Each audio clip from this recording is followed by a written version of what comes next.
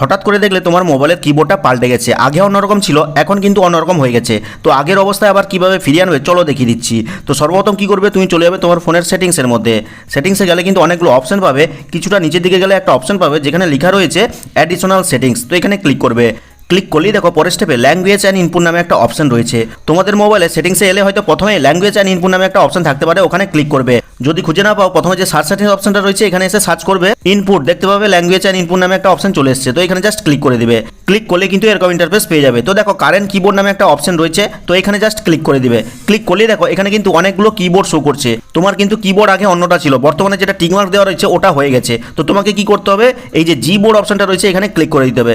Click করার পরে তুমি সরাসরি চলে যাবে আবার কিবোর্ডের মধ্যে, অর্থাৎ কোনো মেসেজ টাইপ করবে, দেখবে তোমার কিবোর্ডটা কিন্তু আগের মতন হয়ে গেছে। এছাড়া আরেকটা শর্টকাট উপায় রয়েছে, এই যে দেখো গ্লোবের মতন আইকনটা রয়েছে এখানে ক্লিক করলেও কিন্তু ভাষা পরিবর্তন হয়ে যায়, বাংলা থেকে ইংরেজি। আবার দেখো আবার টাচ করছি, দেখো এখানে বাংলা হয়ে গেল।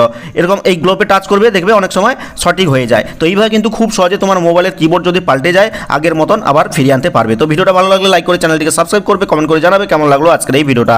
তো দেখা হচ্ছে পরবর্তী কোনো এই ধরনের হেল্পফুল ভিডিওর সাথে।